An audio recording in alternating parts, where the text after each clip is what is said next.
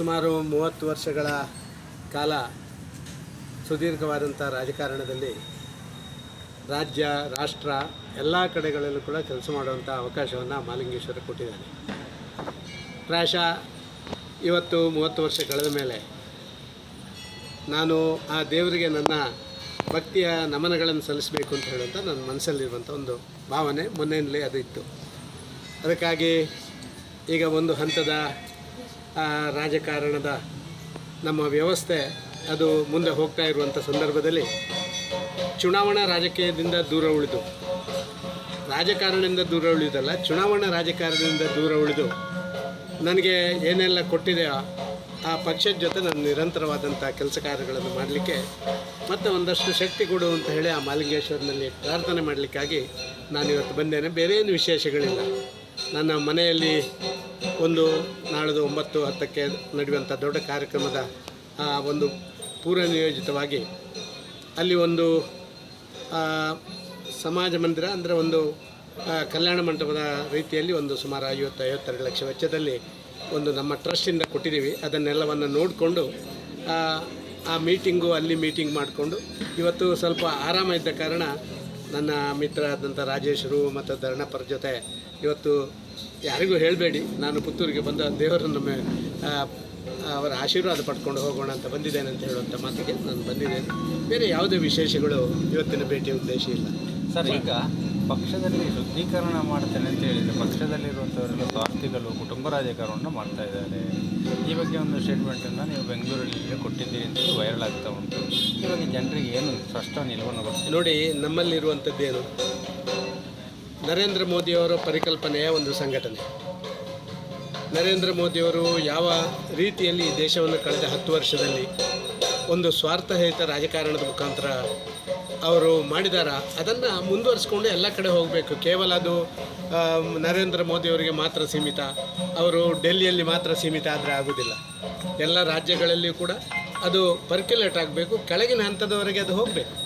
ಇವತ್ತು ಅವರು ಹೇಳಿದಂಥ ಪರಿವಾರವಾದದಿಂದ ಮುಕ್ತರಾಗಬೇಕು, ಭ್ರಷ್ಟಾಚಾರವಾದದಿಂದ ಮುಕ್ತರಾಗಬೇಕು ಮತ್ತು ಜಾತಿವಾದದಿಂದ ಮುಕ್ತರಾಗುವಂಥ ಒಂದು ರಾಜನೀತಿ ಇರಬೇಕು ಅಂತ ಹೇಳುವಂಥ ನರೇಂದ್ರ ಮೋದಿಯವರ ಪರಿಕಲ್ಪನೆ. ಪ್ರಾಯಶಃ ಇವತ್ತು ಈ ಚುನಾವಣೆ ಕಳೆದ ಮೇಲೆ ಅದು ಆಗಬೇಕು, ಈ ಚುನಾವಣೆಯಲ್ಲೇ ಅದು ಆಗಬೇಕಿತ್ತು.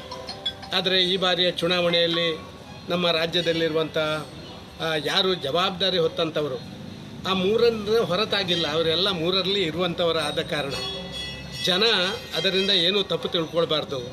ಆ ಪಕ್ಷದಲ್ಲಿ ಎಲ್ಲವನ್ನ ಪಡ್ಕೊಂಡಂಥ ನಾವೆಲ್ಲ ಇದ್ದೀವಿ. ಅದನ್ನು ನಾವು ಖಂಡಿತವಾಗಿಯೂ ಮುಂದೆ ಶುದ್ಧೀಕರಣ ಮಾಡುವಂಥ ಕೆಲಸ ಕಾರ್ಯಗಳನ್ನು ಮಾಡ್ತೇವೆ. ಈಗ ನರೇಂದ್ರ ಮೋದಿಯವರ ಚುನಾವಣೆ ಒಂದೇ ನಮಗಿರುವಂಥದ್ದು. ಆದ ಕಾರಣ ನರೇಂದ್ರ ಮೋದಿಯವರ ಚುನಾವಣೆಯ ಹಿನ್ನೆಲೆಯಲ್ಲಿ ಅವರ ಆ ಒಂದು ಪರಿಕಲ್ಪನೆಯ ಭಾರತವನ್ನು ಕಟ್ಟಲಿಕ್ಕೆ ಇನ್ನೊಂದು 5 ವರ್ಷ ಅವರೇ ಪ್ರಧಾನಮಂತ್ರಿ ಆಗಬೇಕು. ಅದಕ್ಕೆ ನಮ್ಮ ಭಾಗದಿಂದಲೂ ಎಲ್ಲರನ್ನ ಕಳಿಸ್ಕೊಡ್ಬೇಕು. ಆ ಸಂದರ್ಭದಲ್ಲಿ ಈ ಸಣ್ಣ ಪುಟ್ಟ ವಿಚಾರಗಳನ್ನು ಯಾರೂ ಮನಸ್ಸಿಗೆ ಹಾಕ್ಕೊಳ್ಬಾರ್ದು ಅಂತ ಹೇಳುವಂಥದ್ದು, ಅದನ್ನು ಸಾರ್ವಜನಿಕರಿಗೆ ತಿಳಿಸುವಂಥ ಒಂದು ಕೆಲಸ, ಆ ಮೂಲಕ ಪಕ್ಷಕ್ಕೆ ಎಲ್ಲರ ಆಶೀರ್ವಾದವನ್ನು ಬೇಡುವಂಥ ಕೆಲಸ ಕಾರ್ಯಗಳನ್ನು ಮಾಡ್ತೀವಿ. ಮಂಗಳೂರು ಲೋಕಸಭಾ ಕ್ಷೇತ್ರದಲ್ಲಿ ಪ್ರಚಾರ ಮಾಡ್ತೀರಾ ಸರ್? ನಾನು ಈಗಾಗಲೇ ಹೇಳಿದ್ದೀನಿ, ನನ್ನ ಮುಂದಿನ ನಡೆಯ ಬಗ್ಗೆ ಭಾರಿ ಸ್ಪಷ್ಟ ಮಾತುಗಳಿಂದ ಹೇಳಿದ್ದೀನಿ. ನನ್ನ ಪಕ್ಷ ನನಗೆ ಎಲ್ಲ ಕೊಟ್ಟಿದೆ, ಆ ಪಕ್ಷ ಅದಕ್ಕೆ ನಾನು ಕೊಡಬೇಕಾಗಿದೆ. ವಿಶೇಷವಾಗಿ ನರೇಂದ್ರ ಮೋದಿಯವರಂಥ ಒಬ್ಬ ದೈವಾಂಶ ಸಂಭೂತ ಅಂತಲೇ ಹೇಳ್ಬೋದು. ಈ ದೇಶಕ್ಕೆ ಬಂದ ಕಾರಣ ಅವರು ಎಷ್ಟು ದಿನ ಈ ದೇಶದ ಎಲ್ಲವನ್ನು ಒಂದು ಶುದ್ಧೀಕರಣ ಮಾಡಬೇಕು, ಎಲ್ಲವನ್ನು ಸರಿ ಮಾಡಬೇಕು ಅಂತ ಹೇಳುವಂಥದ್ದಿದ್ದಾರೆ. ಅದನ್ನು ಕೆಳಗಿನ ಹಂತದಲ್ಲಿ ತಗೊಂಡು ಹೋಗುವಂಥ ಜವಾಬ್ದಾರಿ ನಮ್ಮದು. ಅದನ್ನು ನಾವು ಮಾಡುವಂಥ ಕೆಲಸ ಕಾರ್ಯಗಳನ್ನು ನಾವು ಮಾಡೋ, ಅದಕ್ಕಾಗಿಯೇ ನಾವು ಮೊನ್ನೆ ಹೇಳಿರುವಂಥದ್ದು. ಯಾವುದೋ ಒಂದು ಸಂದರ್ಭದಲ್ಲಿ ನಾನು ಚುನಾವಣಾ ರಾಜಕೀಯದಲ್ಲಿ ಇಲ್ಲ, 30 ವರ್ಷ ಆಯಿತು, ಆ ಮಹಾಲಿಂಗೇಶ್ವರನ ನನ್ನನ್ನು ಕಳಿಸ್ಕೊಟ್ಟು ಎಲ್ಲವನ್ನು ಮಾಡಿಸಿದ್ದಾನೆ ಅಂತೇಳಿ ನಾನು ದೂರ ನಿಂತಿದ್ದೆ. ಆದರೆ ರಾಜ್ಯದಲ್ಲಿರುವಂಥ ನನ್ನ ಪ್ರಮುಖರು, ಮಾಜಿ ಮುಖ್ಯಮಂತ್ರಿಗಳು, ಮಾಜಿ ಉಪಮುಖ್ಯಮಂತ್ರಿಗಳು, ಮಾಜಿ ಮಂತ್ರಿಗಳೆಲ್ಲ ನೀವು ನಿಮ್ಮ ಅವಶ್ಯಕತೆ ಇದೆ ರಾಜ್ಯಕ್ಕೆ, ನೀವು ಸ್ಪರ್ಧೆ ಮಾಡಬೇಕು ಅಂತ ಹೇಳುವಂಥದ್ದನ್ನು ಹೇಳಿದ ಕಾರಣ ಎಸ್ ಅಂತೇಳಿ ನಾನು ಮುಂದೆ ಹೋದೆ. ಆಗಲೂ ನೀವೆಲ್ಲ ಮಾಧ್ಯಮದಲ್ಲಿ ಮತ್ತೆ ಸದಾನಂದಗೌಡರಿಗೆ ಆಸೆ ಬರಲಿಕ್ಕೆ ಶುರುವಾಯಿತು ಅಂತ ಹೇಳುವಂಥ ರೀತಿಯಲ್ಲಿ ಮಾತಾಡಿದ್ದನ್ನು ಕೂಡ ನಾನು ಕಂಡಿದ್ದೇನೆ. ನಾನೇನು ಅದಕ್ಕೆ ತಲೆ ಕೆಡಿಸ್ಕೊಂಡಿಲ್ಲ. ನಾನು ಜೀವನದಲ್ಲಿ ಒಳ್ಳೆಯದನ್ನೂ ಕೇಳಿದ್ದೀನಿ, ಕೆಟ್ಟದ್ದನ್ನೂ ಕೇಳಿದ್ದೀನಿ. ಆದರೆ ನನ್ನ ಪ್ರಾಮಾಣಿಕತನ, ನನ್ನ ಆ ಸತ್ಯಾರಿತ್ರ್ಯ, ಅದನ್ನು ಯಾರೂ ಪ್ರಶ್ನೆ ಮಾಡೋರಂಗೆ ನನಗೆ ಅದಕ್ಕೆ ಏನೂ ಸರ್ಟಿಫಿಕೇಟ್ಗಳ ಅಗತ್ಯ ಇಲ್ಲ. ಆದರೆ ಇವತ್ತು ಕರ್ನಾಟಕ ರಾಜ್ಯದಲ್ಲಿ ಈ ಸಿನ್ಸಿಯಾರಿಟಿ, ಆನೆಸ್ಟಿ ಅಂತ ಹೇಳುವಂಥ ಶಬ್ದಗಳಿಗೆ ಒಂದು ರೀತಿ ಅರ್ಥ ಕಳ್ಕೊಳ್ಳುವಂಥ ಒಂದು ರಾಜನೀತಿ ಇರುವಂಥದ್ದು ಅದೊಂದು ಮನಸ್ಸಿಗೆ ನೋವಿನ ಸಂಗತಿ. ಅದಕ್ಕಾಗಿ ಚುನಾವಣೆವರೆಗೆ ಆ ನೋವನ್ನೆಲ್ಲ ನುಂಗ್ಕೊಳ್ಬೇಕು. ಚುನಾವಣೆ ನಂತರ ಮೋದಿಯವರ ಆ ಭಾರತೀಯ ಜನತಾ ಪಾರ್ಟಿ ಅದು ಕರ್ನಾಟಕದಲ್ಲಿ ಬರಬೇಕು. ಅದಕ್ಕೆ ನಮ್ಮ ಹೋರಾಟವನ್ನು ನಿರಂತರ ಮಾಡಿ ಶುದ್ಧೀಕರಣದ ಭಾಗವಾಗಿ ಮೊದಲ ಹಂತ ಶುದ್ಧೀಕರಣ ಅಂತ ಹೇಳಿದ್ರಿ, ಮೊದಲ ಹಂತವಾಗಿ ಈಶ್ವರಪ್ಪ ಹೇಳೋದು ಪಕ್ಷದಲ್ಲಿ ನಿಂತಿದ್ದಾರೆ. ನೋಡಿ, ನಾನು ಈಶ್ವರಪ್ಪ ಏನು ಹೇಳಿದ್ರು ಅಥವಾ ಇನ್ನೊಬ್ಬರು ಏನು ಹೇಳಿದರು ಇದರ ಬಗ್ಗೆ ನನಗೆ ಸ್ವಂತ ತೀರ್ಮಾನ ತಗೊಳ್ಳಿಕ್ಕೆ, ಸ್ವಂತ ಇದರ ಬಗ್ಗೆ ಹೋರಾಟ ಮಾಡಲಿಕ್ಕೆ, ಇದನ್ನೊಂದು ಲಾಜಿಕಲ್ ಆ್ಯಂಡ್ ತಗೊಂಡು ಹೋಗಲಿಕ್ಕೆ ನನಗೆ ಶಕ್ತಿ ಇದೆ. ಆದ ಕಾರಣ ನಾನು ಇನ್ನೊಬ್ಬರ ಏನು ಹೇಳಿದರು ಅವರು ಸಮಾನ ಮನಸ್ಕರಾಗಿ ಇದರ ಜೊತೆ ಕೈ ಜೋಡಿಸುವಂಥದ್ದಿದ್ದರೆ ಎಲ್ಲರನ್ನು ಸ್ವಾಗತ ಮಾಡ್ತೇನೆ. ಆದರೆ ಬನ್ನಿಯಪ್ಪ ಎಲ್ಲರೂ ನನ್ನೊಟ್ಟಿಗೆ ಸೇರಿ ಒಂದು ಗುಂಪು ಮಾಡಿ ಆ ಗುಂಪಿಂದ ಮಾಡಬೇಕು ಅಂತ ಹೇಳುವಂಥ ಗುಂಪುಗಾರಿಕೆ ರಾಜಕಾರಣ ಅದು ಮಾಡುವಂಥದ್ದನ್ನು ನಾನು ಯಾವತ್ತೂ ಮಾಡಿಲ್ಲ. ನೀವು ನೋಡಿದಿರಿ, ಈ ರಾಜ್ಯದಲ್ಲಿ ಕೂಡ ಇತ್ತೀಚಿನ ವಿಧಾನಸಭಾ ಚುನಾವಣೆಯಲ್ಲಿ ಒಂದು ಡೆಲ್ಲಿ ಗುಂಪಿತ್ತು, ಒಂದು ಕರ್ನಾಟಕದ ಗುಂಪಿತ್ತು. ನಾವೆಲ್ಲ BJP ಗುಂಪಿದ್ದೆವು. BJP ಗುಂಪಿನವರಿಗೆ ಭಾರಿ ದೊಡ್ಡ ಗೌರವಗಳು ಬಾಕಿದ್ದು ಸಿಕ್ಕಲಿಲ್ಲ.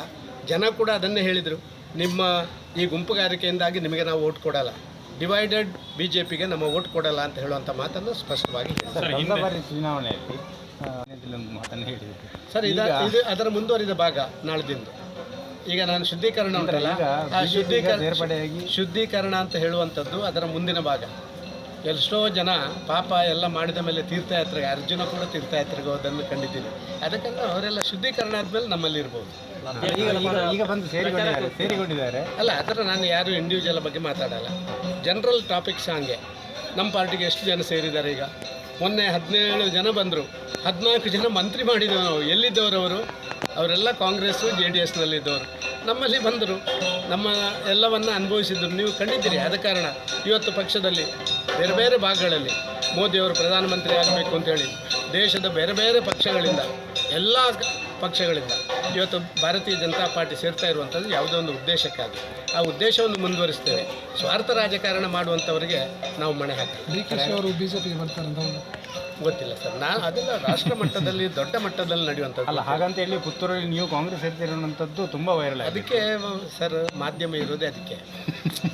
ಈ ನಾನು ಒಂದು ಮಾತನ್ನು ಹೇಳಿದೆ, ನಮ್ಮ AC ಕಚೇರಿಯಲ್ಲಿ ಒಂದು ಬೋರ್ಡ್ ಇದೆ ನೋಡಿ, ಇದೇ ಪುತ್ತೂರು AC ಕಚೇರಿಯಲ್ಲಿ ಒಂದು ಬೋರ್ಡ್ ಇದೆ, ಹಾರಿಕೆ ಸುದ್ದಿ ಹರಡುವವರು ದೇಶದ್ರೋಹಿಗಳು ಅಂತ ಹೇಳಿ. ಅದಕ್ಕಿಂತ ಹೆಚ್ಚು ನಾನೇನು ಇದಕ್ಕೆ ಉತ್ತರ ಕೊಡಲ್ಲ ಸರ್. Thank you.